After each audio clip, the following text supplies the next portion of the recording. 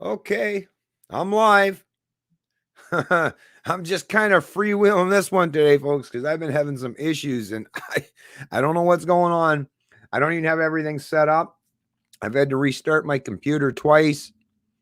I couldn't sign into my YouTube account for some reason.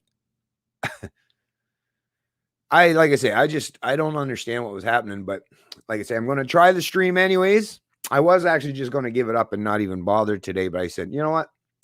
Rather than what it is, rather than put all that effort and work in to get everything set up and then maybe doesn't even work, I'll just go with it. It's the first one. I'm hoping for some of you to finally show up the stream so I can mention because I've come up with a new name, as you can see, for the stream. Let's see what's happening here. Connect streaming software to go live. I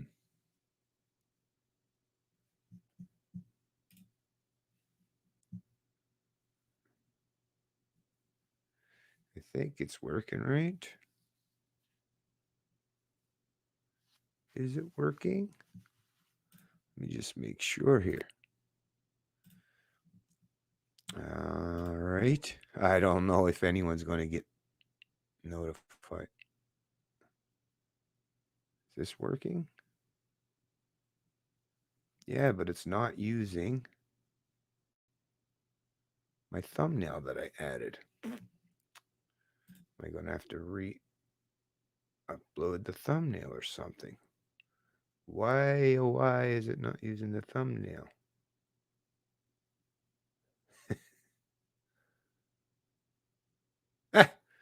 All right. Well, it is what it is. I can fix that on the back end, I guess.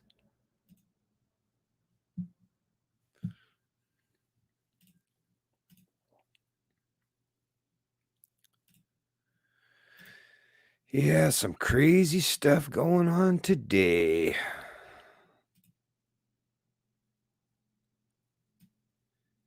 Yeah, some crazy stuff going on. Okay, just one sec here. I guess I'm gonna have to close this one, or do I leave this open? Oh, folks. Oh, I don't know. I don't know. Anyways, okay. So let me get back to see if there's anybody. Nope, nothing in the comment as of yet. Oh, actually, yeah, there is. Jake Fillmore. Good morning, Jake Fillmore. Good morning to you. I don't know how many people are going to end up showing up to this stream. Oh, shoot. I have to open that back up again because I got to get the link. Anyways, I'll just mention again once a few more people have trickled in. But yeah, I'm having issues today for some reason. Unbelievable. Okay, share. Copy. Why? Why is nothing working properly this morning? Or this afternoon, I should say. All right. God damn. Send out my own notifications. I will just mention for the few that are here, what it is rather than coming up with a unique title, which after enough time gets even more difficult, especially when you're covering like basically similar topics on a regular basis and stuff. It's just gets hard to reinvent and come up with new titles. So I'm basically just going to start doing when I'm doing streams that are basically pertaining to news and analysis of the news and current events and all that stuff. As you can see, I'm just going to call it the Liberty Angle. And then I'll add maybe a little one or two words after that. But it's basically going to be from now on, I'm just going to basically call my streams the Liberty Angle, right? So I don't know, like just something new I'm trying, and if it doesn't work out, I'll try something else later on. But I thought it was a decent idea, anyways. Rather than, like I say, coming up with unique titles time and time again, between the titles for videos and articles and streams and yeah, it's like I say, and now that I've got over 1,100 videos, I've had to come up with some a lot of different names. And anyways, back to the stream here. Back to the stream. make sure everybody got the notification. Okay, went out to Facebook, went out to Twitter. Oh, there's a message here. Is that from? Okay, there we go. Mr. G. Rich. Mr. G. Rich sending me a Twitter message this morning or this afternoon. Okay, let me close this one up. All right. All right, now I'm going to close back out of that. Okay, I see there's a few people trickling in there now.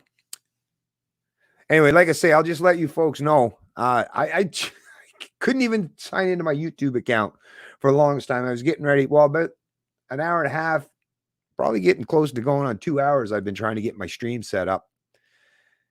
And I don't know. I don't know what was going on. I couldn't sign into my account. I had to do a complete restart of the computer. I didn't want to go and just try to sign in again because it gives you the option to, sign back in, right? Because I was completely signed out, which I never get signed out automatically. I'm always logged in. How that happened, I don't know. But rather than putting in my credentials again, I said, you know what? Rather than do that, let me just go ahead and restart my computer. So that's what I did. I restarted my computer. When it started back up, I opened up the browser that I use, and then I opened up again to open up YouTube. And yeah, it took me, I went to click on it, and it took me to an account that I have. That's the thing. I have multiple Gmail or multiple accounts through Google because I've had a couple different channels over the years as well. Well, I have one that's actually not readily active right now because I'm not using it, but I have another one, Liberty Hunter Podcast, and I believe that was the one. I somehow ended up being signed in with the wrong account. How? I have no idea at all how that happened. So I ended up having to switch to the proper account. Anyways, like I say, long story. Don't know what the hell happened to my computer, but I was signed out of my account, and I had to mess around this morning. And because of having to mess around with all that stuff, that's usually the time that I would take to make sure I've got everything laid out, all my articles and everything so that it's all lined up and listed in the description of the stream. I have nothing in there. So, because I didn't know how this stream was even going to turn out because everything's been messing up. So I said, you know what? I'm just going to run with the stream. This is my first test with the new name. Anyways, like I say, the Liberty Angle. For my news analysis, I'm just going to call it the Liberty Angle from now on.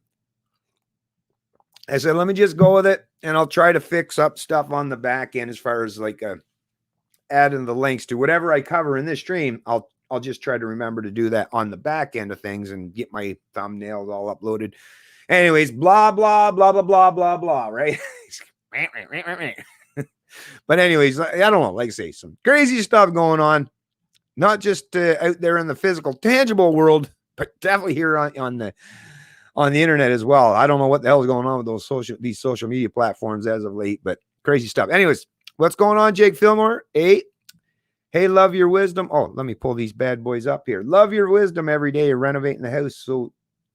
So too busy to comment. Oh, no problem, Paul Lucas. I totally understand if you're busy. And it's funny you mentioned renovating your house. Actually, the last couple of days, I've been busy doing a lot of things around the house as well and in the yard and stuff, and got a lot of stuff to do. Actually was really surprised about how much I've gotten accomplished. That's especially now with the warmer weather. But yeah, it's that time of the year, and I live in a house. It's a big old homestead. It's like 100 and some year old house. So there's always something to do, right? There's always something to do. There's never a shortage of anything to do. But I'm really happy that now that the warmer weather is here, I'm finally getting the opportunities to get some stuff done, and I'm glad you're getting some stuff done. And yeah, no worries about commenting. Just keep it on the background, turn the volume up, and you're good to go. Hey, what's going on, Plaid Army girl? The Plaid Army crew, huh? Okay. Are you here to spy? No, just kidding. Because I'm not part of the army here. I'm not part of any of these kind of collective groups. I usually not especially when you're talking about these armies. But anyways, I'm glad to see that you're here. Really appreciate you coming to the stream there, Plaid Army girl. Surprise some of the peeps. If you're part of they'll probably hate you for daring to come to watch my videos. They'll be hating on you for that. You don't let them know. Don't let them know, right? Because yeah, I even rail against the statists. I rail against the leftist statists predominantly most of the time because they're the ones that seem to be the biggest or most eminent threat to us these days. But yeah, the right wingers get the same kind of thing from me too, because I don't play that left-right game. If you're a statist, no matter which side of the political aisle you decide that you claim to align with, you're still a statist at the end of the day. You still want to use force, violence, coercion, and theft as an ultimate means to the end and to control and dictate my social and economic life. So yeah, sorry if I'm not a big fan of you of those folks, right?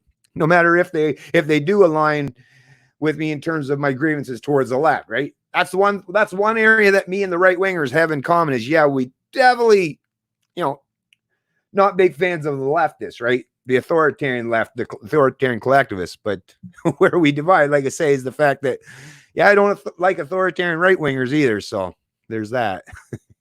Anyways, what's going on, Mr. G Rich? I don't know if you were here. Yeah, you must have been listening there. Oh, man, having issues this morning, and hopefully it has nothing to do with that stupid well, I don't think it has anything to do with that Friends thing, but there's definitely something going on. I don't know what the heck it is.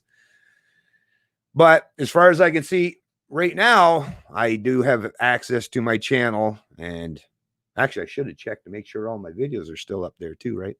Should be. Anyways, I'll check all that stuff after the fact, but I figured I better get something on the go.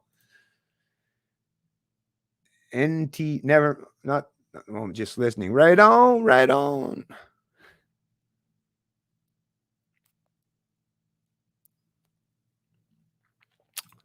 The entire house, plumbing, electrical, drywall, the entire house, self-taught ordeal. Yeah, self-taught, that's good stuff. Although, it always, tell you the truth, it is nice to have someone has some expertise in the field to help you from, because I do enjoy learning by trial and error, but there's also times it's like, too much trial, too much error, too much waste of the time. or a tremendous amount of time that gets wasted through trial and error. But that knowledge sticks with you better when you're doing through trial and error. It is nice to have someone around that can give you little pointers, but it's a little more difficult to retain that information if someone else is kind of doing the work for you. So the trial and error definitely, you retain that knowledge much more, but it takes a lot longer time because of all the trial and error, right? Good morning, Darren Chikak, 442 Cutlass. 4-barrel, 4-speed, dual exhaust. I don't know if that's what your 442 is, but hey, what the hell? I like it. As long as it's the old iteration, not the one from the mid 80s or so, the 307. That was a bit of it. I mean, it was a nice car and all, but that 307, dang, with the his and hers Lightning shifter, they were cool, but a little too small of an engine for my liking in a big old G body, anyways. Hey, Bennett. Hey, Missy. What's going on? Hey, yeah, no problem, Missy. No problem at all. I understand, people. What's this? Hey, Bennett, sorry I haven't been here a lot. My dad is in the hospital, not doing good. If you would pray for him, I would appreciate it. Thanks. Sharing the stream now. Oh, definitely, Missy, for sure. I will definitely pray for your dad and pray for you and your family. I'm sorry to hear about that situation. That's rough, especially. I don't know what's going on there, but I know, well, if you remember, it's been less than a month, probably around a month or so ago now, but I lost my grandmother, which was by far one of the most influential people in my life, especially when you're talking about from the female persuasion, like other than my wife, my grandmother was like so at the top of the list of female influence in my life, not just in terms of morals and ethics and giving me good understanding, even like in hygiene and taking care of yourself, right? All those things that I really appreciate. But it was the fact that she was so patient and understanding with me as a young man. Could I question everything constantly, even as a young kid, question everything, question religious teaching, but she was always patient and explained it to me, which is why a lot of the stuff that I learned really stuck to me, because it wasn't she didn't try to force or jam it into my head. she really wanted me to learn about these things. And I really, really, like I say, that's the kind of knowledge that I take with me and I carry through with me to today. And I will for the rest of my life. And like I say, even though she has passed now, her memories will live on right here until I take my final breath. But hopefully for you, you've got lots and lots and lots and lots and lots of memories yet to make with your dad and with the rest of your family. And like I say, I'll definitely be praying for him and for everyone else in hopes of speedy recovery, and that he'll live a long, healthy, and prosperous and meaningful life. So thanks, and sorry about that, Missy. Sorry, really sorry about that. Okay, let's see what we got going on here now. Looks like there's only a few people in the chat as of yet. Okay. Yes, I do too as well. I definitely do too.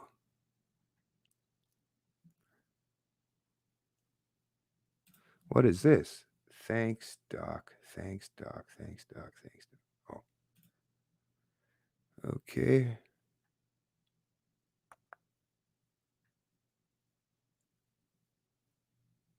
He's in palliative care. Ooh.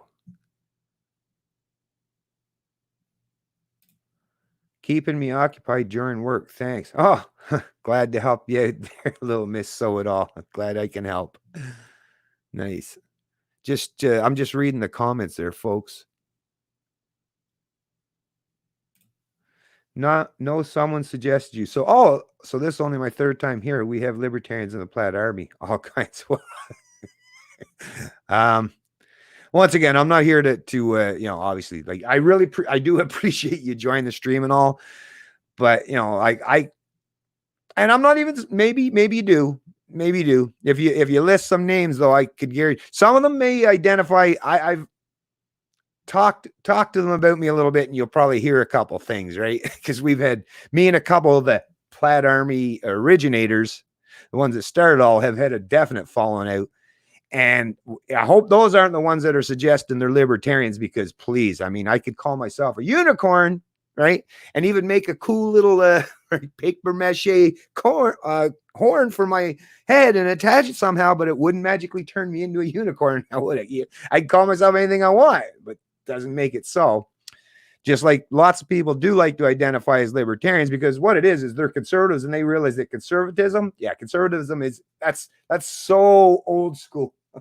That their kind of conservatism, and the future is libertarianism. And what it is they realize that the branding works much better if you say you're libertarian than you would if you're a conservative, especially in Canada, right? Well, I mean, not like the libertarians get a whole lot of respect in Canada, but neither do conservatives, right? So, but yeah, just because someone calls themselves a libertarian doesn't necessarily mean it's so. But I get it, and like I say, I'm really appreciative of some of the followers kind of joining over here anyways, because like I say, one thing we do all share in common is our loathing we have and the disdain for those authoritarian leftists.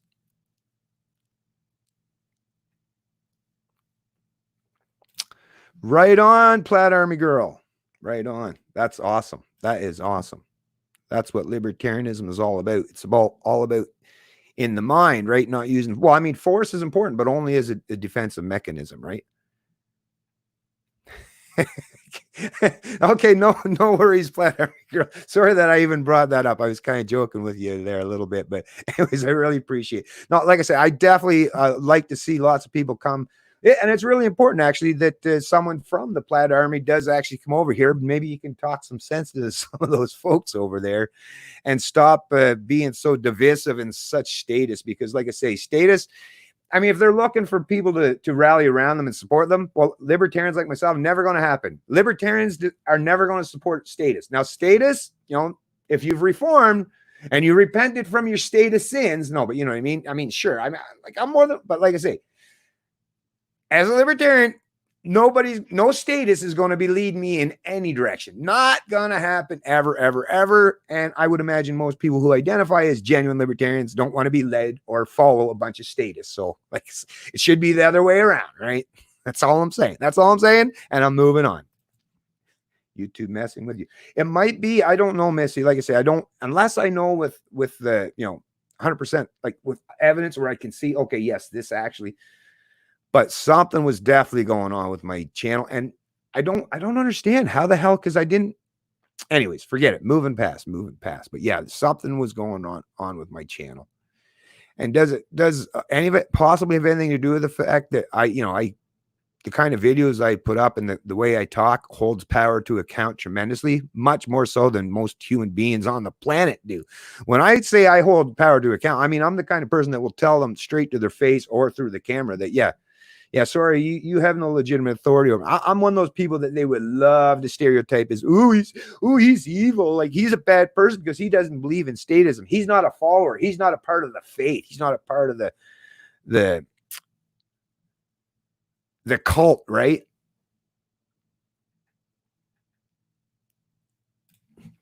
I see that they're rolling out the smart city plans in New York while everyone's locked down at home.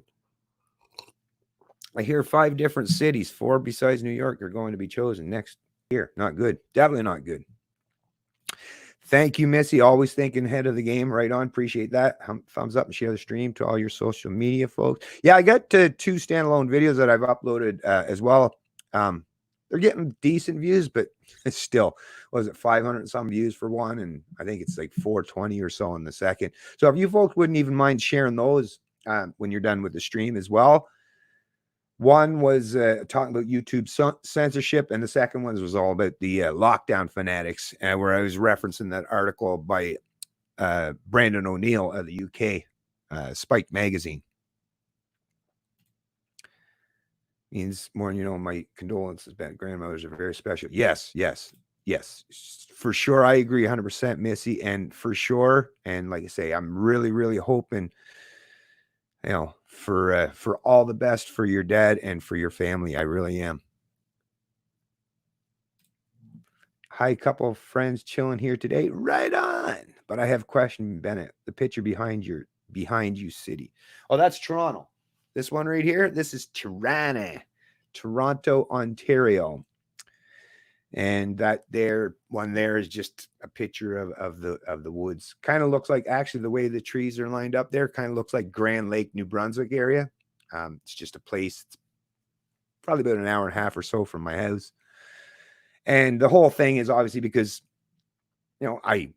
I have lived half of my life in the big city and another half of my life in very small rural areas in hometown New Brunswick. So that is the thing. I know I can be very much urban, and I've been urbanized. I know all the lingo, the slang, the urban slang. I did that whole thing. Grew up in the east end of Toronto, Scarborough, for many, many years. But like I say, I'm also very familiar with the hunting culture, the hunting and fishing culture, and the very outdoor driven activities that take place in rural settings, and that much closer knit aspect of in the rural communities. Like I say, there's a big, big divide between the urban and the rural settings and structures or areas in our country. And I've recognized that there are positive aspects and negative aspects to both rural and urban, but I'm very appreciative of the fact that I've actually got to see the two. Like, people that have grown up, that's the thing. I've been friends with and known people that have grown up and lived in the cities their whole life, right? And they've never known the rural settings other than, go up to a friend's cottage or something once in a while. And then it's the same thing with people that grow up in rural areas. They know everything about rural areas and small country living, but have no idea about big city living or, the kind of ambition that takes place in big city in terms of business and entrepreneurial endeavors and such, right? But I really am appreciative of the fact that I have a history where I've seen both. And like I say, I always talk about the positive aspects of both as well, and the negatives too. Anyways, it's Toronto, Ontario. Long answer, right? Could have been just a simple thing as it's Toronto. That wouldn't be me, I guess. Yes, she is with me always. She will always be with me. The powers that should not be are doing everything they can to make sure to us this time to do everything as possible to implement the track, trace, and database. Now, I'm watching out for that. I am definitely watching out for that. Oh, Jerome Wong. Holy crap. Where's that? How's it going? Just saying hi. Thank you, Jerome Wong. Appreciate it. You just reminded me, actually, I've been so preoccupied and busy with things. I actually did want to share that. And since you came into the stream, I'm going to actually open that up and I'm going to read it right now, actually, because I thought that was very, very kind of you, Jerome. And I really appreciate that. You made my day that day, actually, tell you the truth. And that's like I say, that's the kind of stuff that stays right in my head. And I'll remember that stuff. And I really appreciate it. Okay, where was that? Oh, sorry, I got the wrong one. Yeah, that was the wrong. Okay.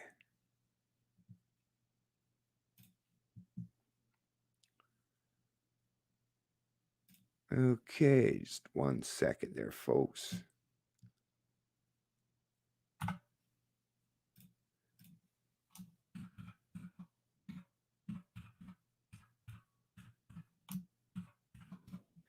Okie dokie.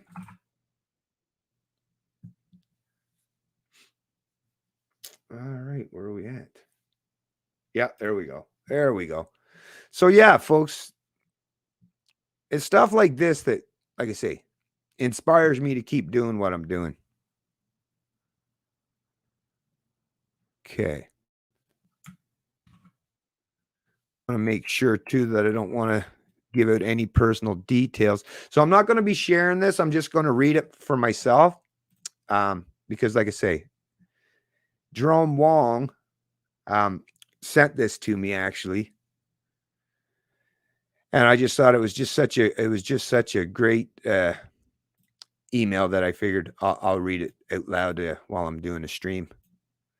So this was from Jerome Wong. I won't even mention the date. It was probably about a week or so ago. Anyways, hi, Canadian Libertarian. I'm writing to congratulate you on a great podcast that you recorded on May 7th, 2020, and just felt compelled to give you a little positive feedback on your show. Maybe it was how you spoke with sincerity that motivated me to write to you. And because it's especially difficult to know whether a stranger on the internet is being honest or not, I had to at least extend my hand in solidarity and friendship to let you know you're doing all the right things by being yourself in order to win the trust of your viewers. And wow, did that ever because that is something that means so much to me, because trust is of paramount importance.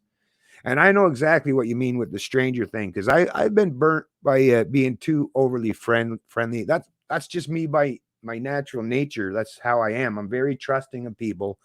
But because I am naturally trusting of people and usually put my best foot forward, things can come at me from left field, and I've been burnt by being too trusting of people, and it's definitely caused me to be a little bit more apt to close myself off and not put myself out there quite as much as I used to. And I know it probably sounds like, what, really? You still put yourself out there an awful lot there, Bennett, and that's true, but believe me, I'm even more hesitant today than I used to be. I used to be much more, even though I'm free with the kind of things I talk about and stuff, I used to be even more free in terms of that stuff. But like I say, being burnt those times have definitely, but then I always think, well, yeah, but just because someone else burnt me in the past, I'm not going to use that as a means to make, life miserable for other people just because I don't know them. So I like I say, I still, as much as I still want to make sure, okay, definitely don't put out too much personal information. That's one thing I definitely don't put out too much personal information.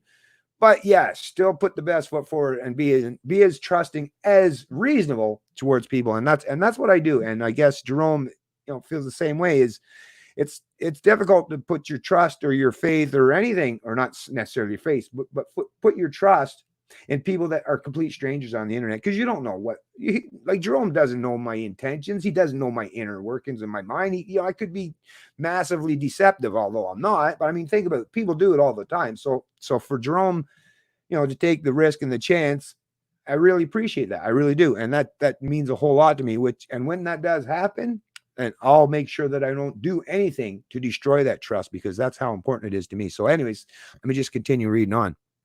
Just keep standing by your principles and call it as you see it. That's what I do, and that's what I'll continue to do. That's for sure. In regards to the state of Canada, I absolutely agree that Canadians are very far behind the 8 ball and have a lot of ground to catch up. It looks very bad, and I honestly think that is a losing game. this is another reason why I think you're a great Canadian for putting yourself out there to fight and educate people about liberty. Well, like I say, I really appreciate that. And it is difficult, and I know it's detrimental. There are days where I think, I don't know why I would want to even want to do this. Knowing, like, especially with my wife and people, like, not only I place myself in a bit of a precarious situation by talking about this stuff, but I always worry about the people that I care about too, right? But I just, like I say, I just don't want to get to any point in time in the future where I look back and say, oh yeah, I bit my tongue but I had the opportunity to say what was on my mind, but I bit my tongue because I was fearful of the consequences. I just can't live that way. I am not one of those people that will ever allow fear to rule or to prevent me from doing things that I know to be right. And that's the way I've been basically for my whole life. Still got to be wise, right? Because there is such thing as being too brave to the point of stupidity, where you just turn yourself into fodder for someone else, right? But I do what I do. I try to be reasoned. I try to be articulate. I try to make sure that everything that I stand for or stand against, that I'm very articulate, and I make the points clear and concise to the point where nobody could truly misrepresent what I stand for. At the end of the day, that's what I try to do, and that's what I hope that I bring to the table. And I try to do it in a way, obviously, that anyone can understand. Without political jargon or legalese or using big words, sitting there with a thesaurus all day long so that I can sound smarter than I truly am. But yeah, that's my thing. I definitely will continue to fight for that kind of freedom, because, like I say, it's not just for me, but it's because I care so much for my sons and the future of many other Canadians in this country as well. Thank you again for all that you do and for proving to me that there are still Canadians, albeit a small minority, that love freedom. Yep. I definitely do. I definitely do. One day, if you ever visit the Toronto area, would you allow me a chance to buy you a coffee or beer? I understand if you don't feel comfortable, and you honestly don't have to. But wouldn't it be a great opportunity to really get to know more from each other and how we could spread the message of liberty in our respective communities? And that I will definitely do. And rest assured, I will definitely be up in the Toronto area at some point in time. And I'll keep this in mind, and I'll definitely reach out to you, Jerome, and we'll have that beer or coffee for sure. Maybe a couple, right? Because I expect it might tend to be a very engaging conversation or discussion. So it might require, a couple top ups or refills, right? But anyways, definitely, I'm really looking forward to that. As a fellow libertarian, I don't know if you're open to me sharing some of my research and discoveries with you regarding why our Canadian society is as ill as it is. In any event, I welcome you to investigate some of the information in the links I'll provide below and share your insight with your viewers and me. So anyways, I will definitely be doing that. I haven't as of yet, like I said, been really, really busy, but I will definitely go through that stuff that you sent me as well, Jerome, and I'll cover that. And like I say, I really appreciate that great letter that you wrote to me. And the fact that even, actually, I won't bring that part. Like I say, I'll keep the personal stuff all out of it. Okay. What else did you have here? Yeah. So basically that was basically the rest of it. I would say I'll keep that stuff private. But thank you very much once again. If you're still in the chat, you might have already been gone before I even got the chance to read that. But if you are still in the chat, really, really appreciate that. That meant a whole lot to me, Jerome. Oh, there's a $5 donation here. Oh, it's Jerome Wong. Really awesome. Thank you very much, Jerome. I really appreciate that. You're the best. Just keep on keeping on. Have a good one. You too, Jerome. And I really appreciate the donation. Thank you very much. You have yourself a great day. And I definitely will. If I'm up in Toronto, I'll be looking you up, and we'll have, like I say, we'll sit down and we'll have a drink or two, or maybe three.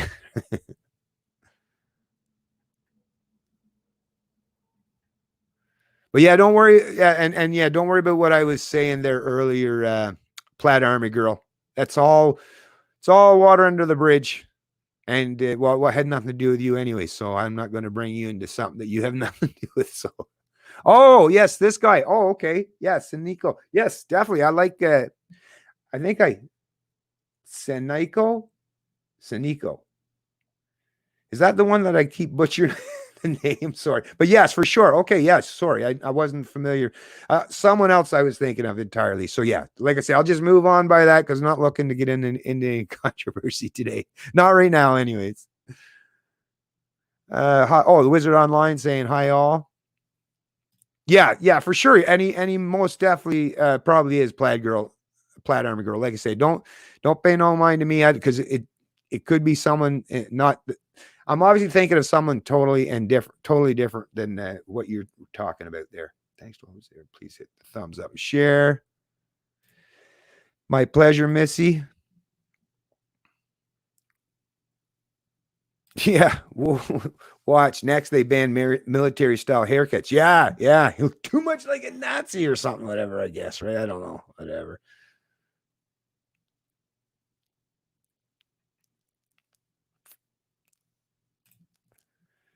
Yes. Unfortunately, that is the case. I know what you're saying there, but a very very expensive dump, right? Holy crap! Bonjour tout le monde. How are you guys doing? The anarchist. How you doing, sir? How you doing? Good morning to the world, or good day to the world. Sorry. I am too city for the country and too country for the city. Grew up in both the country and the city. I know exactly what you mean. I know exactly what you mean. That's the thing. When I'm in the country, the country folks is I'm too citified. When I'm in the city people think I'm too countrified, they're too rural, right? It's like, well, I can't please everyone, I guess. But at least I got both that I bring to the table, which is more than a lot of other people, right? Man, you're going to embarrass me. Nah, don't worry about that, Jerome. Don't worry about that. Don't worry about a thing. Like I said, I just was really, really appreciative of that, and it really did make my day. And I'm really grateful that you sent that email. Even little things like that, like people don't take into account just how much that little thing does, which is why I try all to do those little things myself, right? I mean, I spend huge swaths of my day and even little things like liking or just a small comment. A lot of times my comments are quite small because I spend too much time talking. I don't have nearly as much time to do the texting thing, right? And I'm not one of those, I'm not a very proficient typer either, but it is those little things that you do that can really help out a person, which is why I try to do them on a regular basis every day if I can. And what you did for me that day, might not have seemed like a whole lot to you. It's just a small email, right? But yeah, that really helped me a lot. And it's like I'm using it for fuel to keep me going, right? I really do. I use it for fuel. It's what drives me, knowing that there are people like yourself out there that really do appreciate what I'm doing. So, anyways, thank you once again. Talking about TO, I saw Rebel News yesterday talking about the mayor is now shutting down roads, some major throughways, along with locking up the parks. Does he think he owns the city? Yeah, I know, right?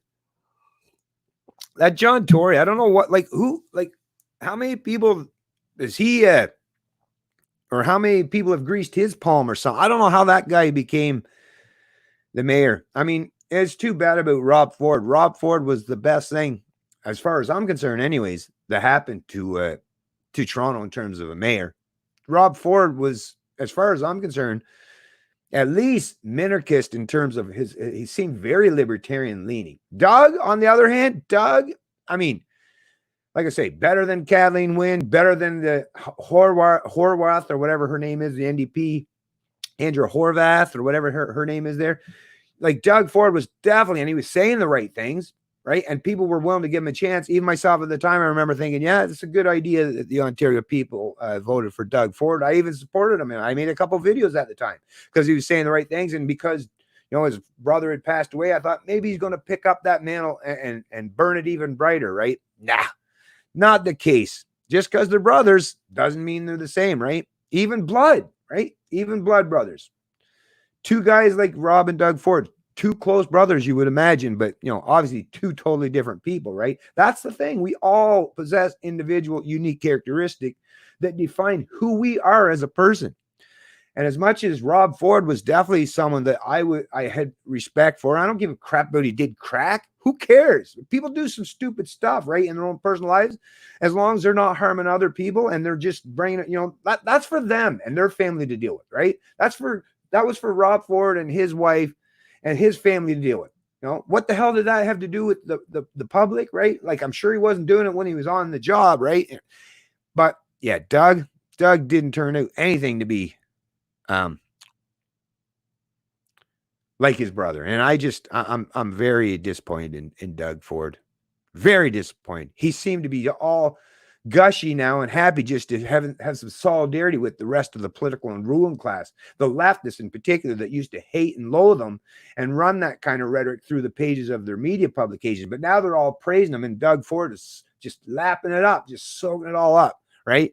Being praised and applauded by the very people that loathed you not too long before that. Like, come on, Doug, come on. Nothing like playing politics.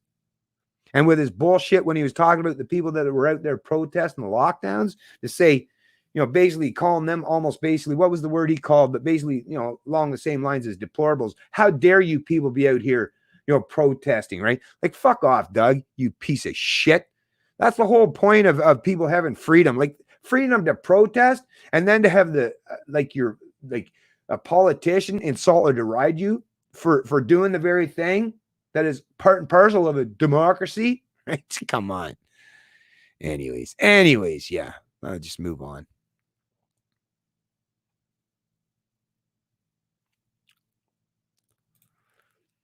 Yeah, talk about that, Jake Fillmore. Actually, like I say, so I don't have anything lined up here. Well, I mean, I have some articles opened up, but I didn't have it all planned up because I didn't know if this stream was even going to work. But let me get to what you were saying, because I thought I did have something dealing with the flights. Wow. Well. Maybe not. But yeah, I read an article that, yeah, there's still lots of flights coming from all over. Like, that's the thing. While the country's still locked down now, I get it. It's starting to loosen up some now. But even during the very restricted lockdowns and limiting people's ability to travel freely even within the province or within the country. But no, there's been lots of flights still coming in daily into this country from places, such as China or other places. So, like I say, it's the way this whole thing was dealt with it's been a complete farce. That's for sure.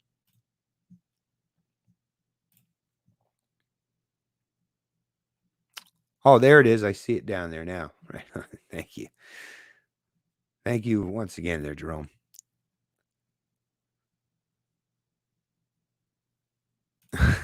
Ford is known as a fat tub of shit who never worked a day. Except when he's doing it for political optics, right? Yeah, these politicians, when they come out and pretend that they actually do anything, right? Come on. I mean, just look at Doug Ford. Does it look like he does a whole lot? Exactly. Does it look like he does a whole lot of physical work? Oh, yeah. Thank you, Missy.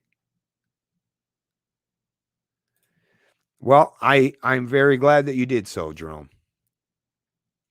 Yeah, Toronto is a beautiful city, right? It is. I think Toronto's a great city. Some bad people running it, but it's definitely a great city. Facebook is disallowing all views that contradict the WHO, which is run by Communist China, an anti-human rights regime with a long documented history of organ harvesting political.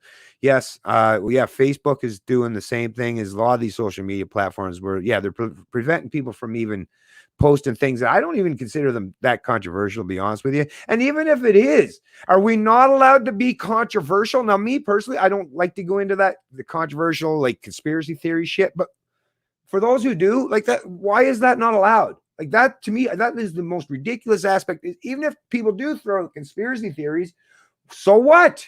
We're all adults, right? We should be treated as adults just because there's conspiracy. It's like, it's like, imagine walking up to the grocery counter and you see those, like the Inquirer, those tabloid conspiracy theory lined magazines, right? Could you imagine do they block them off? Like, do they put like black out the covers on that and make sure you can't look at them because because there's a conspiracy theory, in text form on the cover of some magazine? Is that somehow going to, oh no, I can't think critically about issues no more because I'm reading something that might be conspiracy theory? Like I say, can we start treating people as adults as adults? Because who cares? Yes, there are conspiracy theories out there, but you know what? So what?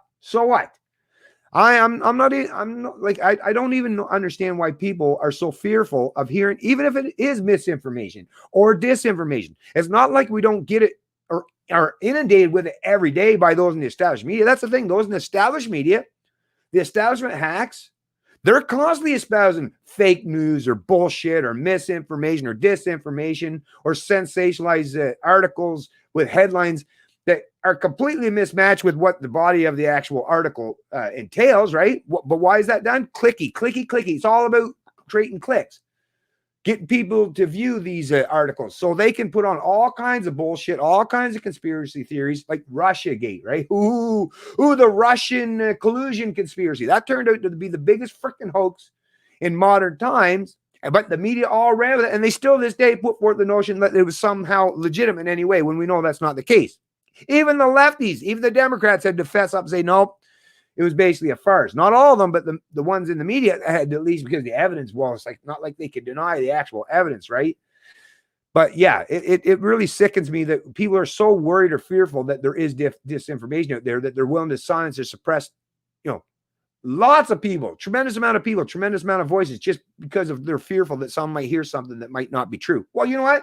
They're already getting lots of that, like I say, from the establishment media. So is their goal really to prevent you from hearing wrong information or misinformation? Nope. Because if that was the case, they would be suppressing or shutting down or silencing the mainstream media outlets as well. But they're not, are they? So it just goes to show you, it's all about a predefined narrative or a pre-written script, and they won't allow anyone to sway from that script, from that narrative. That's what it is at the end of the day, folks. It has nothing to do with caring about honesty or integrity. No. Yeah, I know. YouTube. Fun time, fly gone.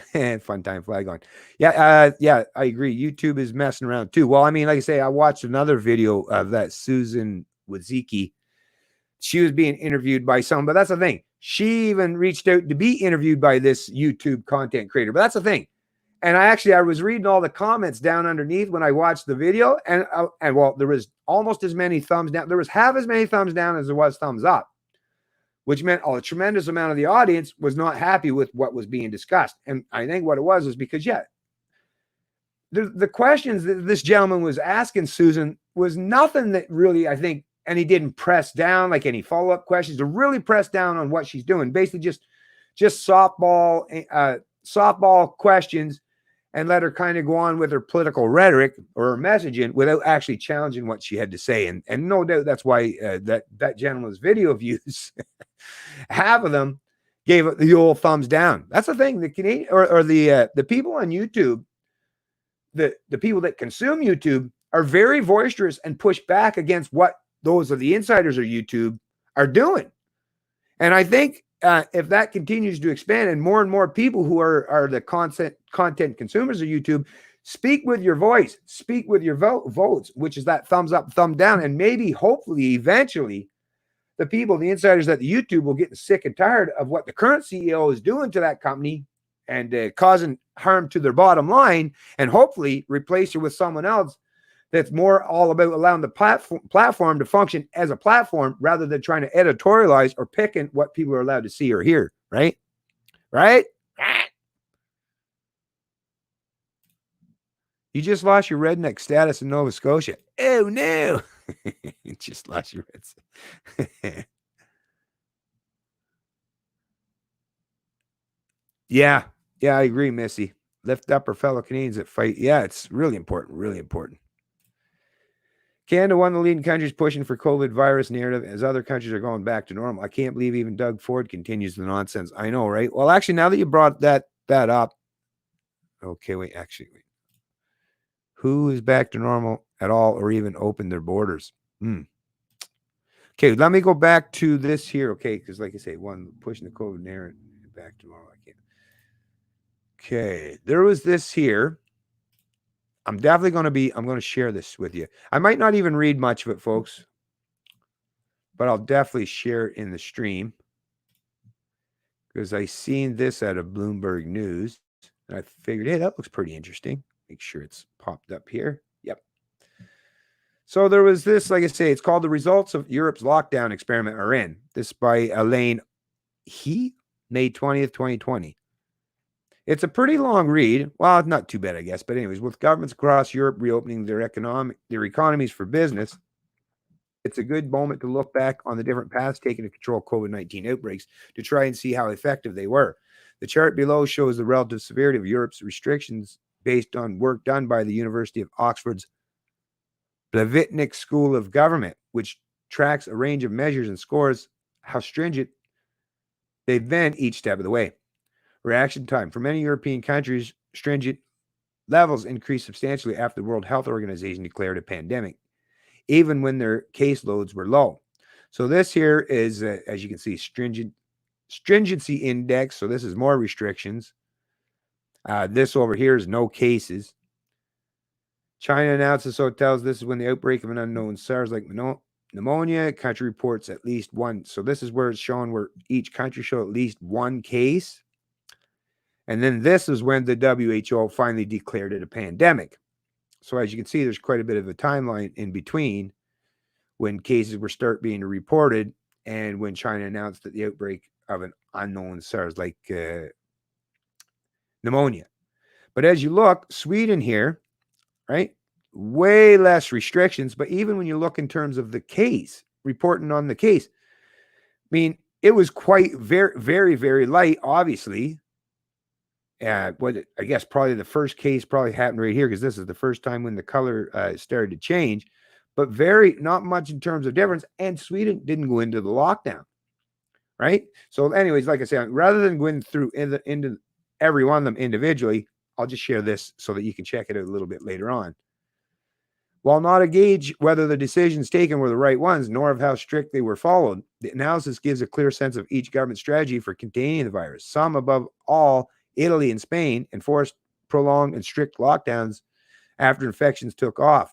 Others, especially Sweden, preferred a much more relaxed approach. Portugal and Greece chose to close down while cases were relatively low. France and the UK took longer before deciding to impose the most restrictive measures. But as our next chart shows, there's little correlation between the severity of a nation's restrictions and whether it managed to curb excess fatalities, a measure that looked at the overall number of deaths compared with normal trends. So here we go. Deadly outcomes. Deaths above normal ranges shown in European countries that struggled to contain their COVID-19 outbreak. So mortality and preliminary, and this is extremely high excess mortality. So this line right here, I guess, is where they're saying this would be considered extremely high excess mortality. And down here would be what they considered the normal range. Now, if you look, England, now definitely, but of course, England, strict lockdowns, right? But if you take England in comparison to Sweden that went the opposite way without the strict lockdowns, look at where Sweden is at. Actually below this extremely high excess mortality. And the thing with Sweden, by doing it the way they did it, is they're getting a lot of the cases out of the way now. So they're not fearful of this second wave, whereas a lot of these other countries that went into lockdown mode are. So even though the cases, were reaching to that point, they still stayed below that level. And like I say, Sweden has now, I think it'll play out, the data will play out in the long term, but as far as I'm concerned, they've already leapfrogged, quite a bit further ahead than most of the countries that chose to go into lockdown because, well, they protected the vulnerable, right? They secured a lot of the institutions that weren't secured to make sure a lot of the elderly people were protected. Sweden did a lot of that stuff, and none of their hospitals filled up to the point. Like they had enough facilities, staff, and resources apparently to take care with whatever did end up coming in terms of the increased rate of people having to go to the hospital for COVID. So they kept that all manageable during that entire time frame. And because they've done that without the lockdowns, well, now they don't have to worry about, well, what's it going to be like after we loosen restrictions? They're like, well, there was never any restrictions to begin with, or very minimal restrictions. So what's happening now is going to play out the same way going in forward because nothing is really changing in terms of Sweden's circumstance or situation, right? Now, they might have to, if they want to maintain that lower level in comparison to contrast to other countries that did go into strict lockdowns, if they want to maintain that, the only other thing that I would suggest maybe Sweden might have to do is be more protective in terms of their borders, right? Because apparently they've got it fairly well contained in their country. But if you start allowing people to come from other countries in there, that will definitely have an effect and might ramp up the escalation in cases as well. But from what I gather, Sweden seems to be doing a fairly good job in making sure they're managing all aspects of it. And then if you look, like I say, you got Italy. Italy was definitely one of those countries that put in some pretty strict lockdowns, but hey, it did go up in excess. What's another one? Okay, Berlin, Germany. Now that Berlin, Germany seemed to have done some great things, but it might, from what I'm hearing, it might have a lot to do with the fact that that Germany has a really amazing, robust healthcare system, and people are much more. What was the word they were using? I heard someone using a particular word. Now I forget what that was. But anyways, Germany has definitely seen a much lower cases. But like I say, it seems to be mostly attributed to the fact that they have a very robust healthcare system and ability to stay on top of the situation. But if you look, it gives a comparison for all these provinces, or I mean, for all these countries. So lots of like I say, lots of information is coming out that's going to offer some insight going forward. It's the economic pain of shutting down. Anyways, like I say, folks, not really much into the wonky type to get into these kind of analysis at this particular time, so I'll just skip this one off, but I'll place it in a... Actually, let me just copy that now, and I'll use that, make sure I get that. And I'll use that in a link as well in the description. Oh, actually, yeah, let's talk about this. So rather than actually, I'll get back to the coronavirus thing, but this I thought to be something quite striking. So let me share it with you folks. Like I say, lots of media that's been reporting on. I'm sure you folks have already seen it too. But this is interesting, and especially for YouTube in particular.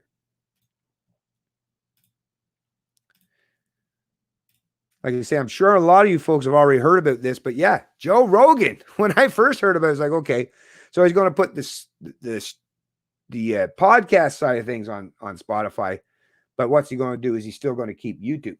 No, apparently he's signed an exclusive deal with Spotify, which means, yeah, now it's not, I don't think the actual deal, I don't think it actually starts till later on in the year, but yeah, he's basically going to give Spotify exclusive access to his podcast. So that's both in audio and video form.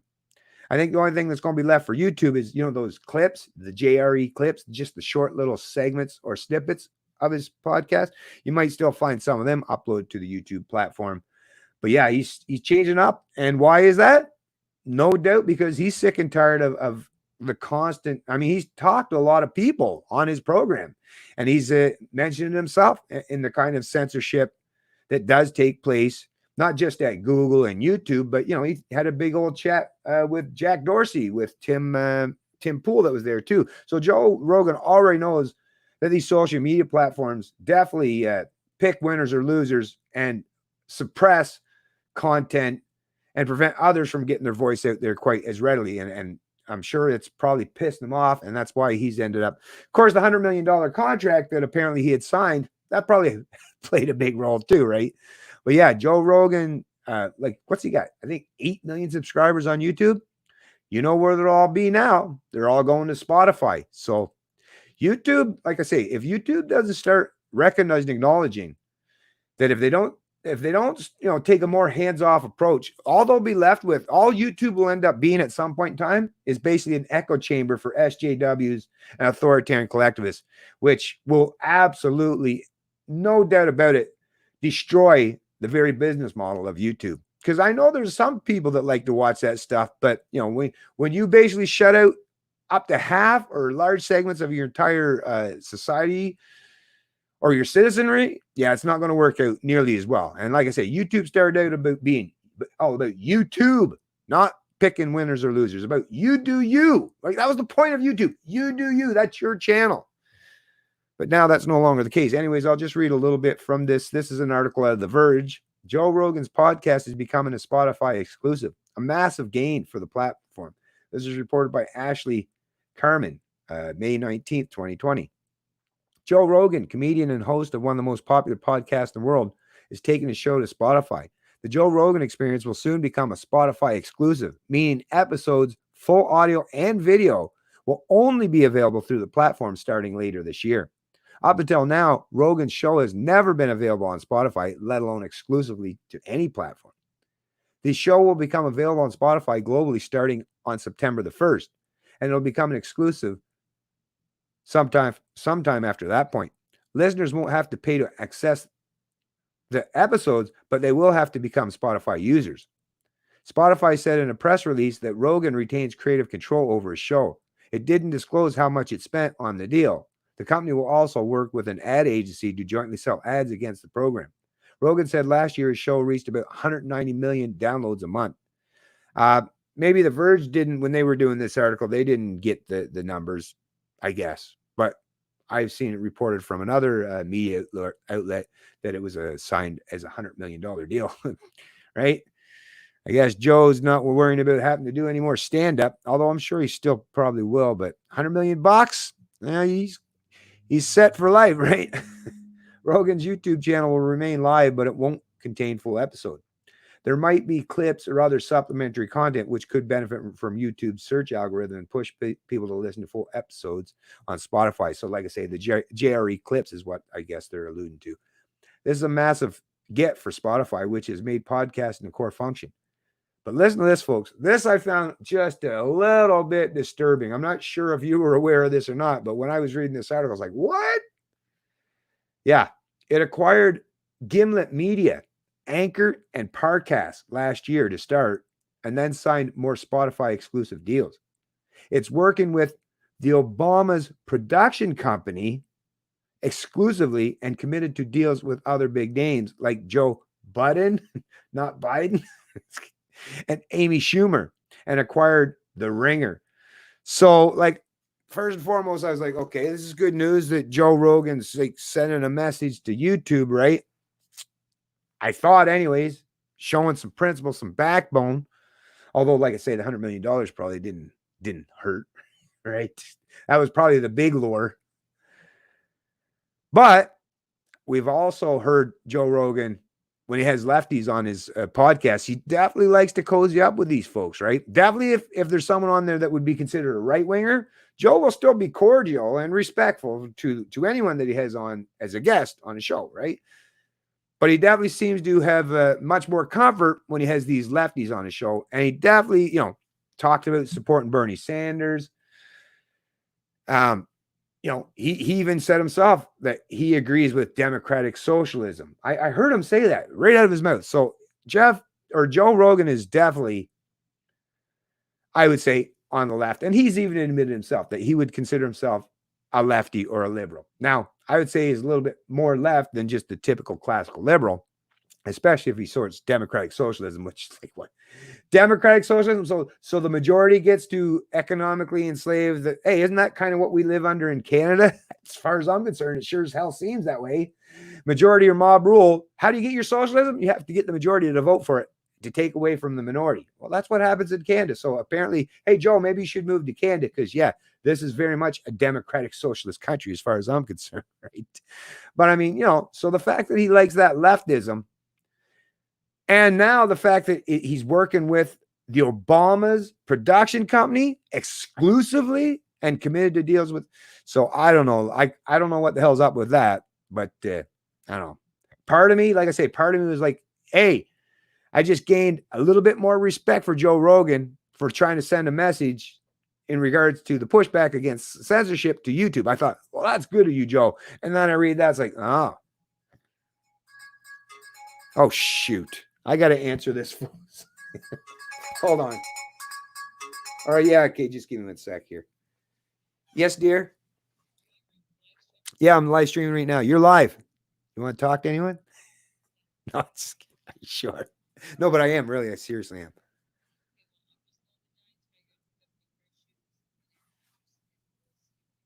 Oh, well, check and see. I never checked the flyer though. All right. All right. We'll talk to you later. Love you too, Billy. Sorry about that, folks. I know, like, how rude answering the phone while he's streaming. Sorry, it's the wife. I wouldn't do it for anyone else. Well, very few people, but just in case, right? You never know. Something's happening, right? It's kind of important. But anyways, back to this article. Although exclusive deals seem to be the company's main listener acquisition strategy, Spotify didn't immediately. Anyways, yeah, forget it. Okay, I'll just, like I said, let me throw this bad boy into the link as well. But yeah, so what do you folks think? Let me get into the chat and see what some of you folks are thinking about the idea or this whole idea. Like I say, I'm kind of, part of me is glad that he's moving to a different platform. Hopefully someone in YouTube will take that as some kind of a message or signal. I don't know if they will or not, right? But yeah, sign exclusive with the Obama's got a production company now. Whoa, right? What the hell is up with that?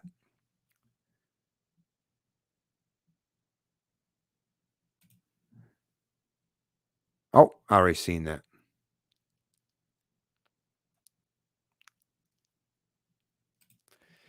Yeah, he seems like it. I am always mistrustful of these politicians, especially with all the political lobbying, especially. Yeah. And rightfully so, Jerome. Rightfully so. Yahoos.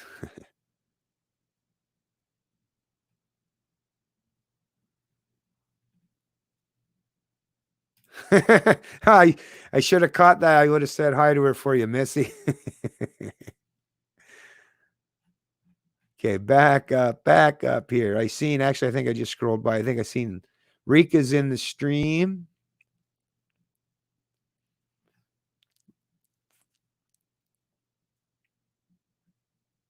Where are we at here?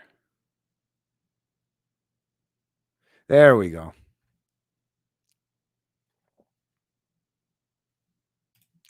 The censorship is getting worse. Your opinion is not worthy to their narrative, and we scare the shit out of them. People with opinions and truth. Yeah. And that just goes to show you, right, how powerful the truth is, that they'll go to such extremes to try to silence and suppress people.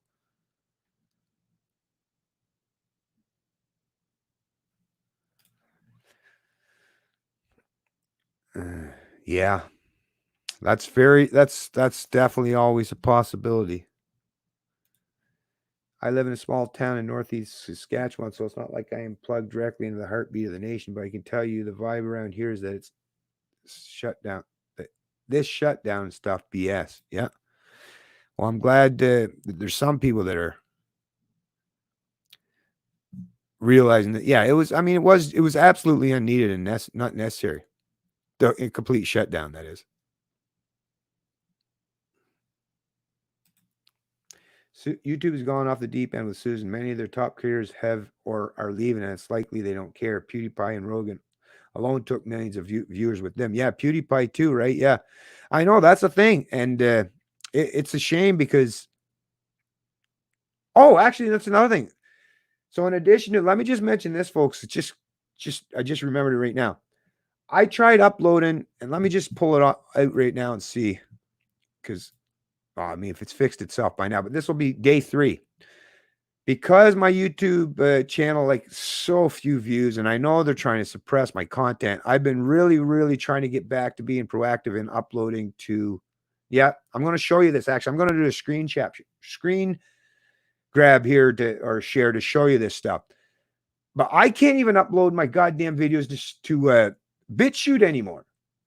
I don't get this. I don't understand what the hell is going on, and I'm really starting to wonder, have I been compromised? Is my computer, like, what in the hell could possibly be the reason behind this?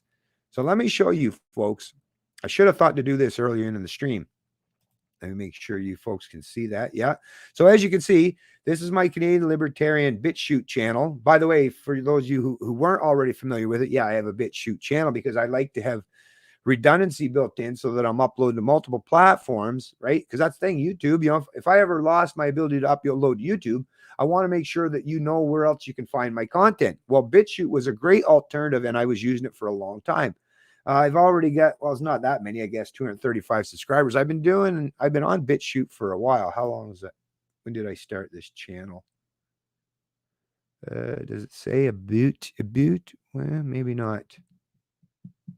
Oh, 2 years and 5 months ago. So basically 2.5 years ago is when I started it.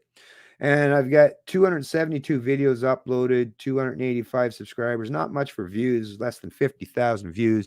And of course, I've got the links to all of my YouTube, Minds, Twitter, Facebook. I've got all the links on it. But if you look down through here, So if you go back, you can see all my videos that were visible and published, right? See, they just keep going. Visible, published, visible, visible. That's what happens. So after you upload to BitChute, then it does just like with YouTube, where it processes it and then it publishes it as soon as it's done.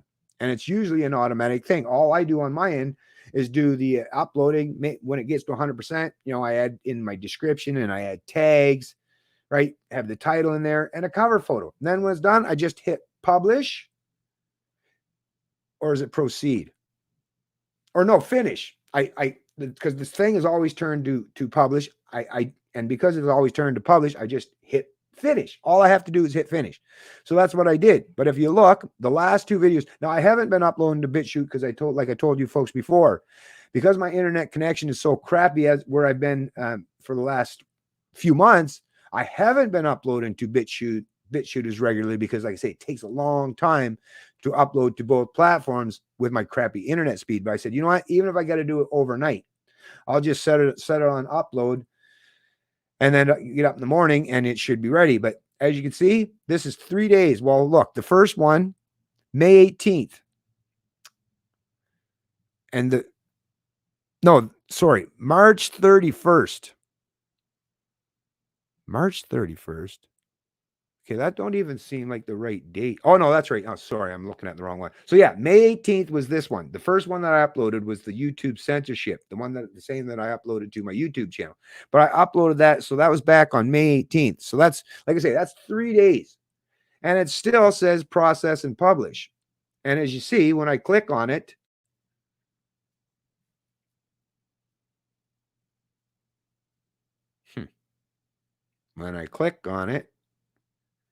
let me try reloading that again. See, your video is being processed. Now, it's been saying that for 3 days. 6 views. That's just me. Keep going back and checking it.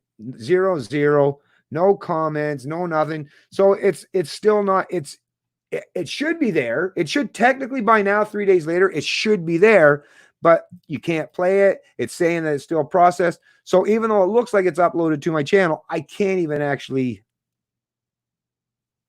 Nobody can watch it. I can go in and check the update in terms of it.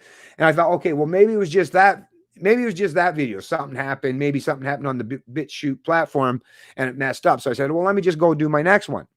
So on May 20th, yesterday, I uploaded this one, the lockdown fanatics are much scarier than COVID-19. The other one that I just recently uploaded to my YouTube channel. And once again, it's the same thing.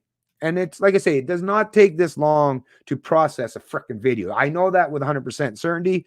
So what's happening? I have no idea. And I never had any issues like this with BitChute before. But like I say, I'm at the point now where I'm really at my wit's end of trying to figure it. And now what I'm going to have to do was the other one, DTube or DLive.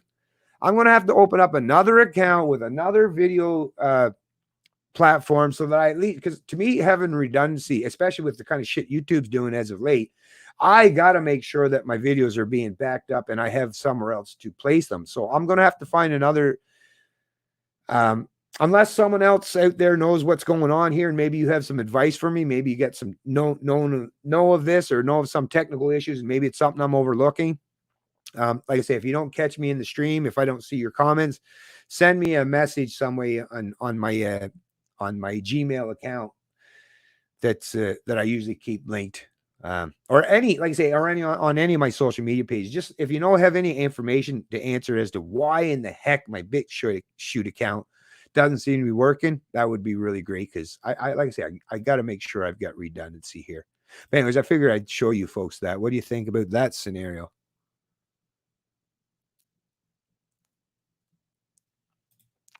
I love this channel being Canadian. To see real news, check out on YouTube X22. I'm subscribed to X22. Actually, I haven't watched in a long time. They show how the mainstream media push the globalist agenda. But yeah, thank you very much, Fun Time Flagon. And but yeah, I'm familiar with X22.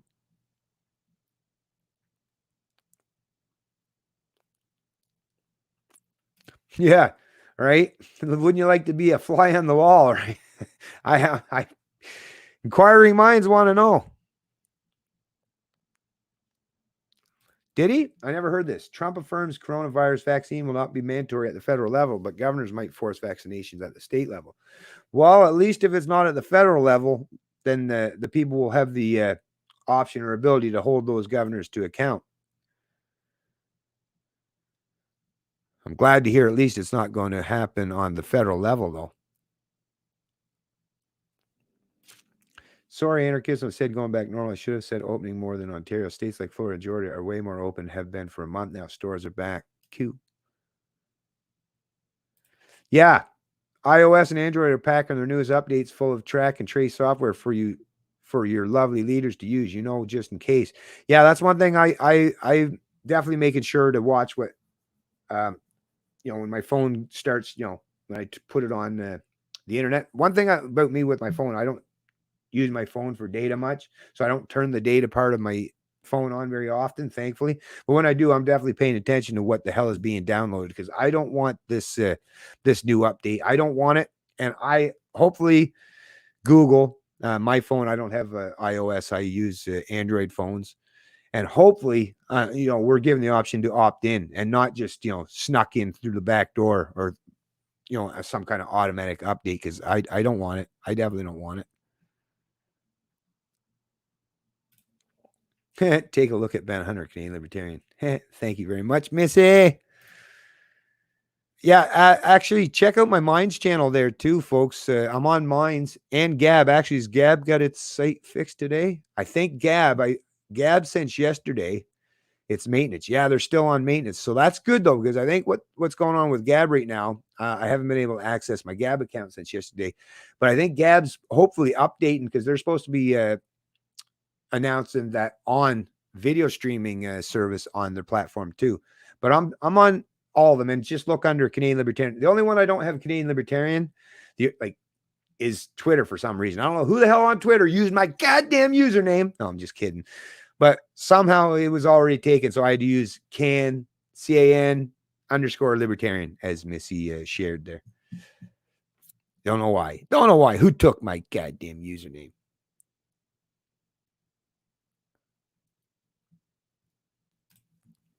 One thing on Sweden, 2 weeks ago, news of Sweden had no lockdown. They had a low death count on COVID. Now today, news is saying Sweden leads world in COVID-19 death rate. Who believes the stats? Yeah.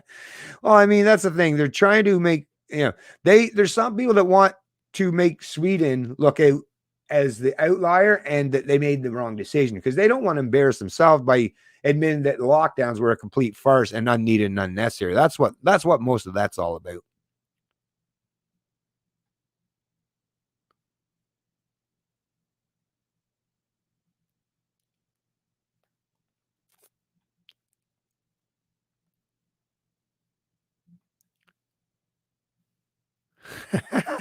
I sent Spotify a tweet for UCL and told them they can get you for a steal of a deal. They only need to offer you 50 mil to move over. Yeah. It's so true, right? Yeah, I'd do it for a heck of a deal. I wouldn't even require 50 million. 5 million. I tell you what, I'm going. It's a fireside sale or a fire sale, right? I'll do it for 5 million. Right. There she is. Hey, Rika. Hey there. Hi there. Ho there. Hey, everyone. Good to see Rika in the chat. Always good to see Rika in the chat.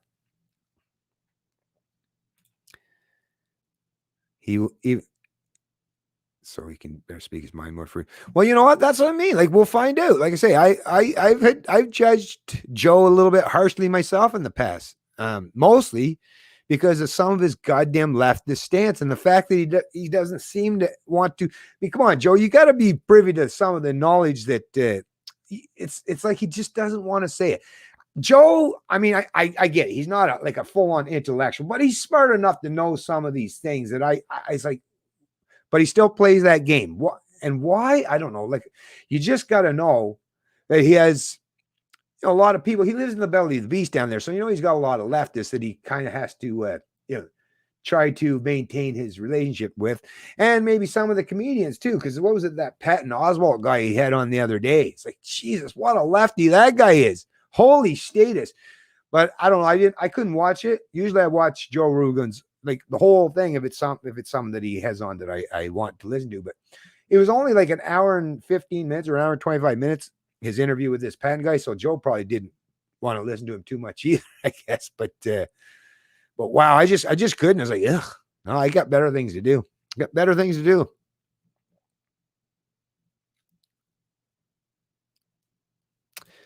Ciao bella. Thanks, Wizard Online. Yeah, go take care of things there, and we'll hold down the fort for you, Wizard. Oh, you heard it too. Right on.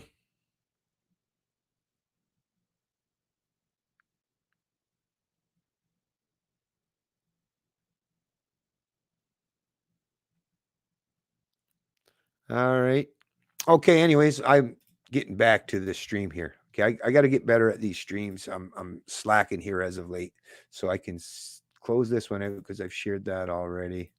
We'll close that one out. Like I say, folks, this is probably one of the least prepared days I've been in terms of streaming because I did not know if it was even going to work. So I'm sorry.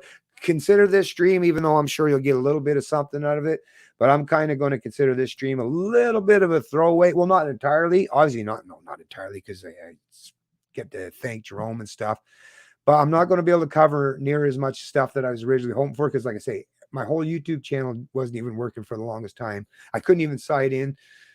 So I didn't get quite as prepared as I should have for today. But hey, for those people that keep talking about, one thing I will say before I get to the point where I'll cover this up. What are we at? An hour and 21? Yeah, I'll probably try and cover this one up by an hour and a half here.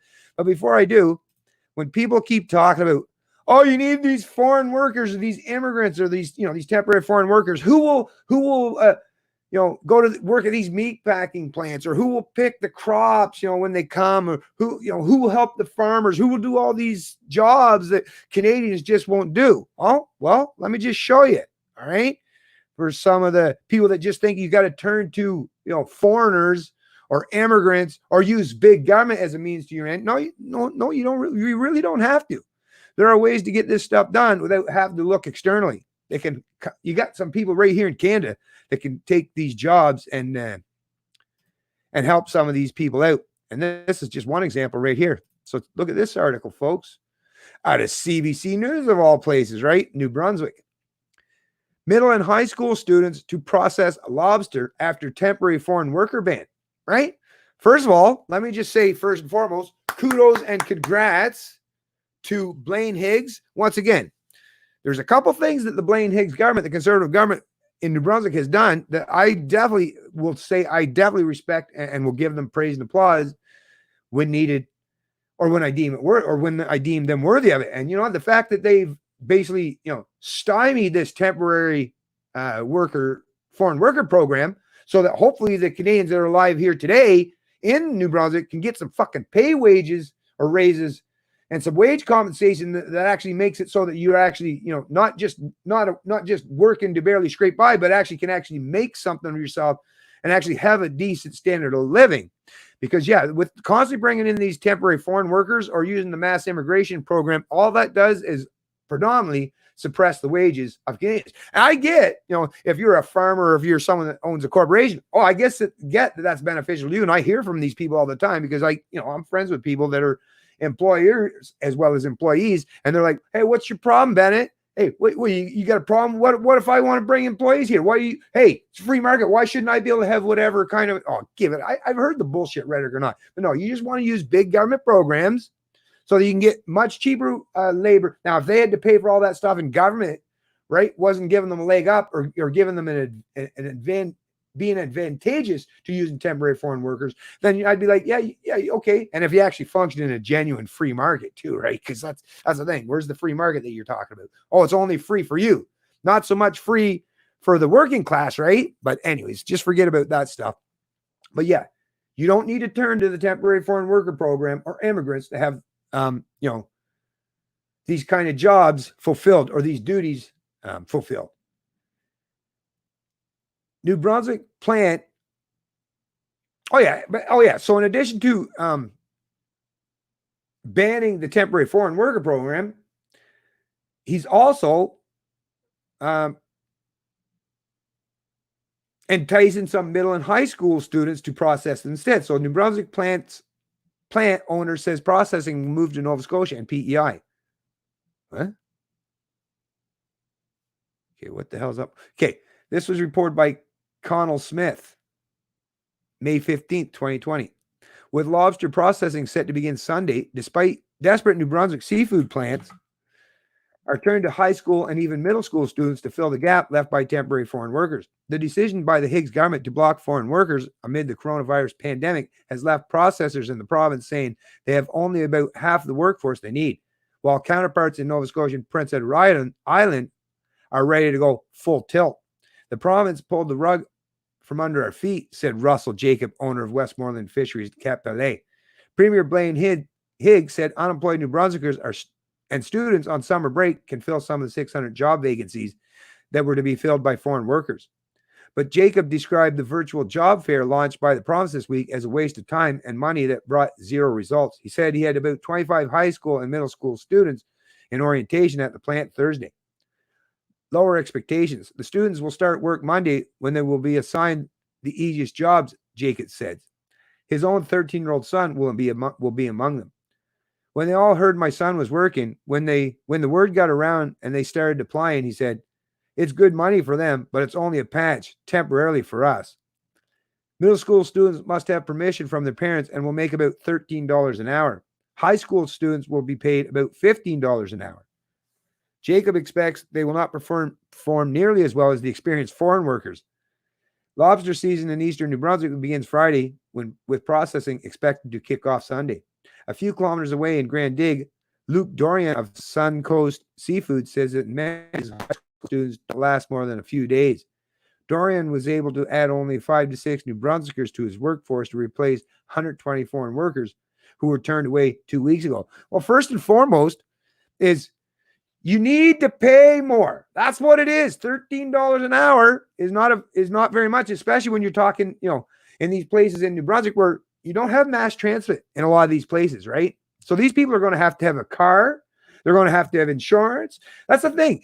If you want people to be able to work, then you need to be able to make sure that people have a living wage so that they can get their ass to work. You're trying to suggest this constant rhetoric that I constantly hear is, they're just all too lazy. No, you're just not incentivizing them as much. And when you say, that's just too much money to pay these people, why? Why is it too much to pay them?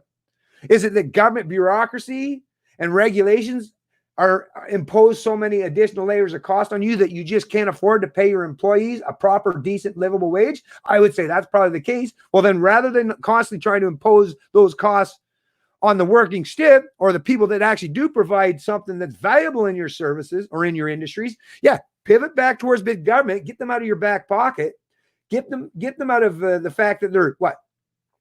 Think about it. You got to pay carbon tax on it. Rail gets big government and how much capture they have in terms of your economic prosperity that they use to take for themselves. And like I say, you'd see that even just a portion of that would go a long way to paying the people to process the fish or do whatever they have to do at this particular plant.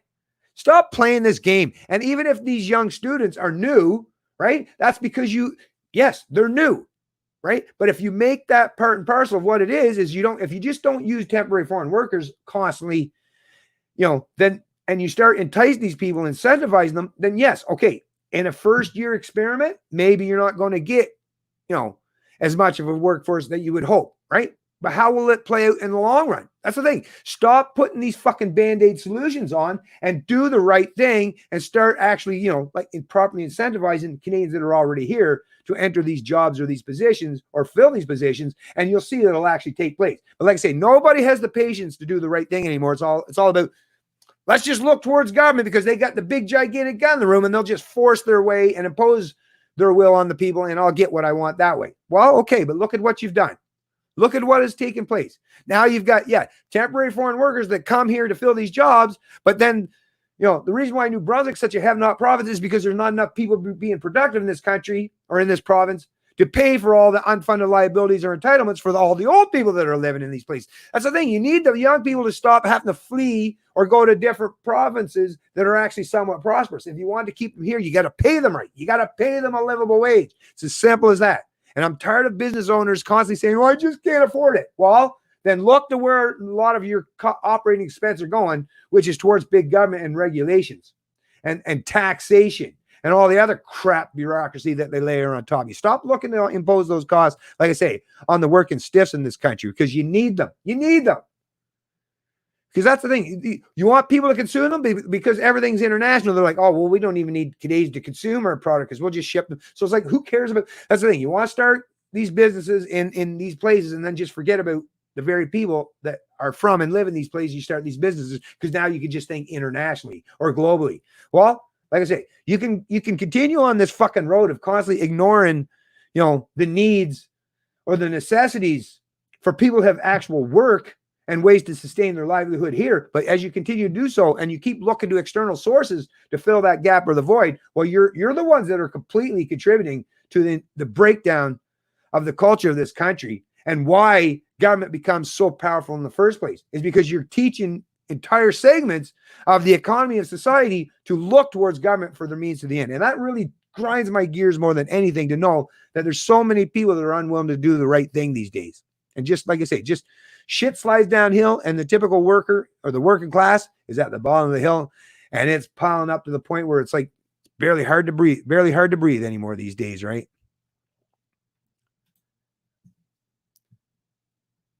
Anyways, let me just read a little bit more here. He managed to recruit a further 20 students from Cape Breton University in Nova Scotia who will complete their quarantine on Monday.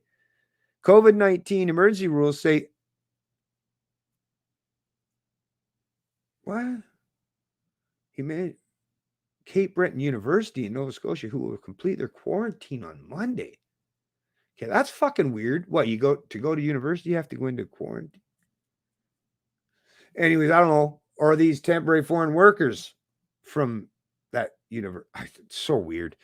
COVID-19 emergency rules say out-of-province workers with proof of employment may enter New Brunswick, but must self-isolate. Oh, okay, once here for 14 days. Okay, I got you. He expects his plant will be at best be able to achieve 50% of its normal production levels. Hey, 50% is better than nothing. Work a little harder, you'll get better results.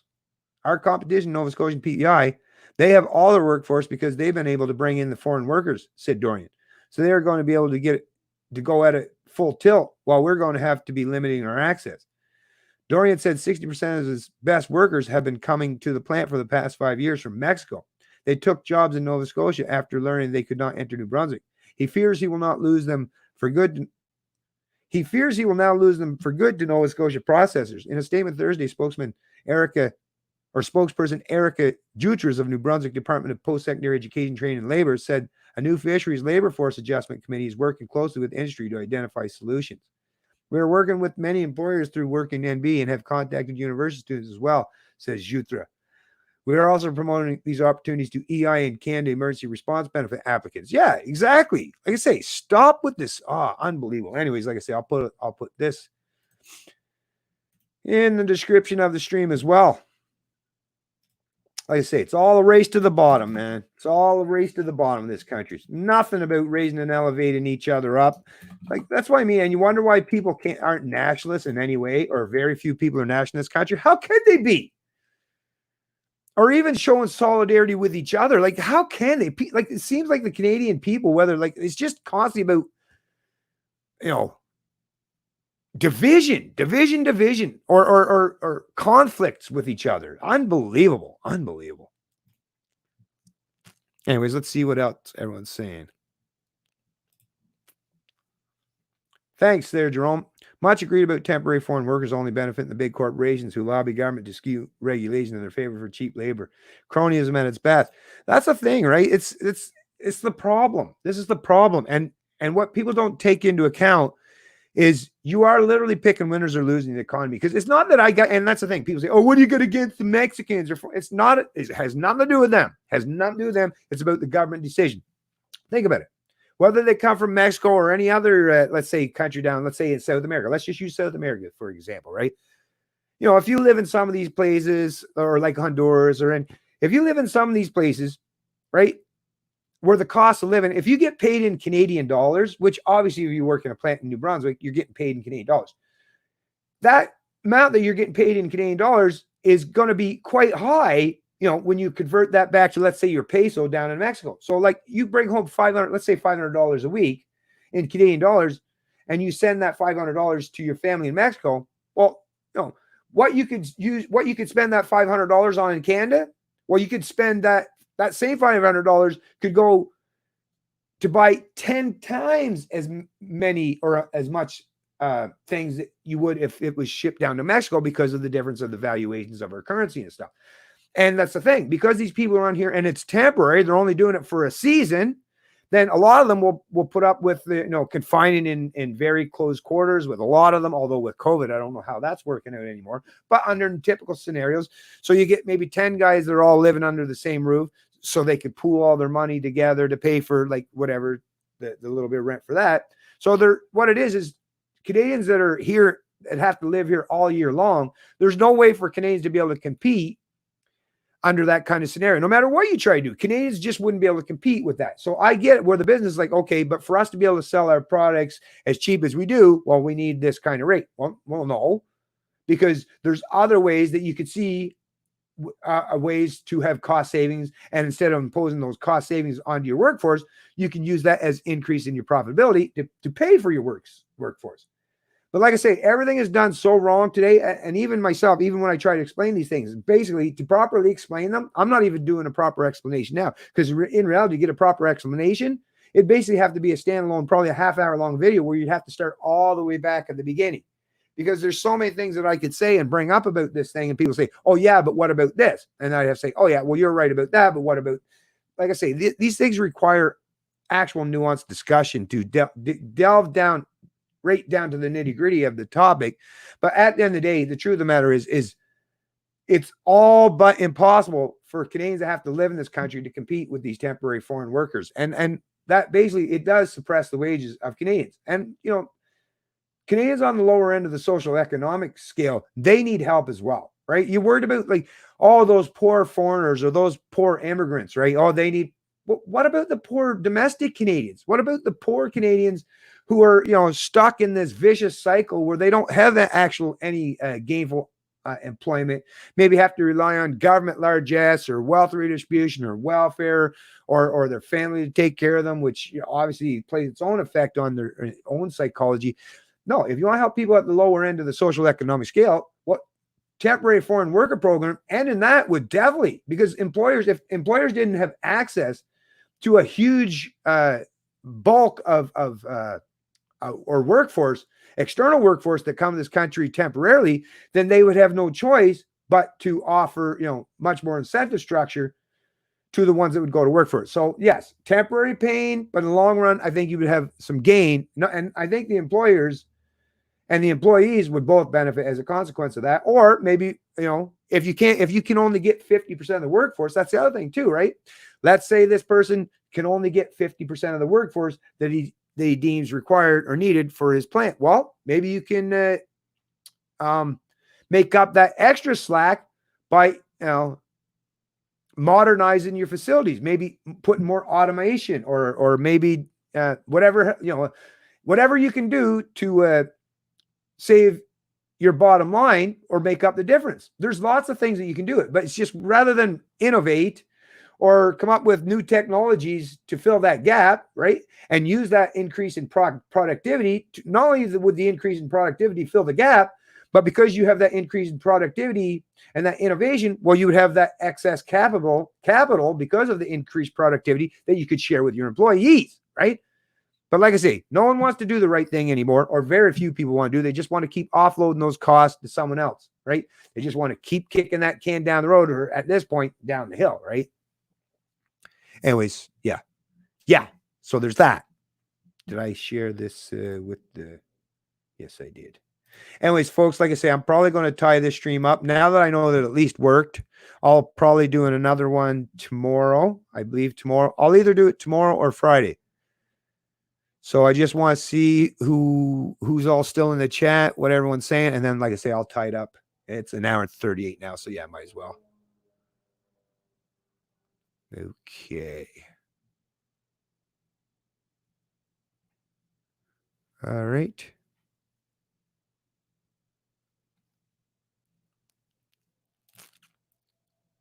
Whoops. Hello, Brent Alderson. Hello, a little late to the stream. I'm just getting ready to tie it up there, Brent, but it's all good. You can watch it later. Yeah, I see Jerome said they have done that with the trucking industry too. Yep. Unfortunately, that's the thing. And like I say, I just can't stress enough. It has nothing to do with, I have nothing against these people. I recognize the benefit it is to these people, but tomorrow is Friday. Oh, sorry, Jake. Tomorrow is Friday. Oh shit. Tomorrow is Friday. Okay. So no stream Friday. So I guess it'll be Saturday. What it is I have family, coming to visit tomorrow, and I'm going to be spending time with family. And yeah, when I do that, like I say, my family definitely. When I do that, I probably won't even be very active on the internet at all tomorrow. I probably earlier in the morning, as my typical start of the day is, get as much done in the morning as I can. I do more before 9 a.m. than most people do in the run of a day, right? But anyways, so yeah, it'll probably be Saturday for my next stream. But anyways, like I say, I do feel a little bit better knowing at least that my stream, it actually worked. Somebody hasn't taken over my channel as of yet. And hopefully I don't have any further issues after this. Maybe it was just something that YouTube was doing internally. And like I said, I don't know. I found it quite odd though, because I was signed out of my account. And then even when I restarted my computer, I was no longer signed out. I was signed back in, but on a different account from a different channel. So weird, right? Weird stuff for sure. Anyways, thanks for all you folks that showed up. Let's see what else everyone's saying. Yeah, take care, Jerome. Thanks again. Like I said, I hope to get to meet you someday, and we'll have a couple of drinks together. And I'm sure we could have a great discussion for sure. And thanks, Jake, for reminding me that tomorrow's Friday. a little bit of a brain fart there, a little bloop. Thank you. And you too, Missy. And like I said, I wish you all the best. And your dad's definitely in my prayer. I'll be getting, as a matter of fact, as soon as I tie the stream up, I'll make sure to do that and pray for him and for you and your family, and hoping for nothing but the best for you and your family, and definitely for your dad. I feel really bad about that situation. But anyways, yeah, you folks all have a great day, and I'll see you in the next stream. It's okay, Brent. Bennett? You mean Bennett, right? I was lucky enough to catch him. Oh, Brent. Oh, no, Brent. I'll just, okay, right on. Sorry, my bad. Anyways, folks, yeah, so today's one of those days. Tomorrow's another day. Well, Saturday will be even another day. So hopefully after I get all this figured out, and I'll get back in a stream. But what did you folks, just actually, before I tie this up, actually, I just want to ask you this question. What do you think? Because rather than keep using, well, the COVID, it was quite easy. I just used the COVID-19 and all that stuff. But what do you think about doing this for when I'm doing these streams like this? Because I do want to do them on a continuing and a regular basis, because I recognize that there's a substantial portion of you folks, still a small number in comparison to how many Canadians are out there, but I'm so appreciative to have you folks this chat in these streams. I'm going to continue doing them, but like I say, I'm going to want to do them. So it's basically, as you know, this is what I'm going to be doing in these streams rather than my standalone videos where I can deal with other things. But I want to do these where I'm dealing with the news and analysis on a weekly basis. And rather than, like say, keep reinventing and coming up with new names for them all the time, I figured I'll just call it the Liberty Angle.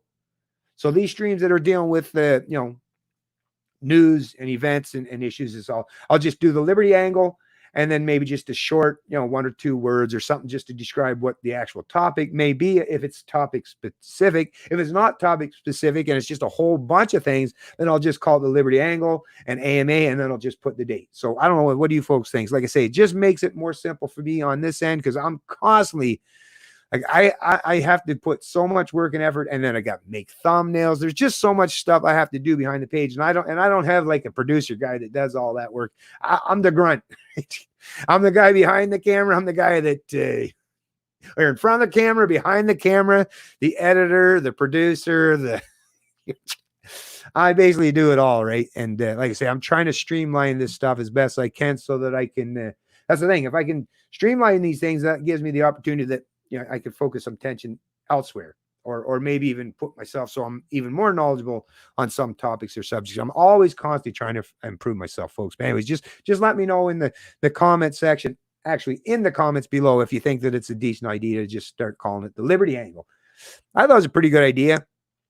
Angle, perspective, opinion, blah, blah, blah, blah, right? So the Liberty Angle, take on words there. Anyways, yeah, thanks Thanks and take care, everyone.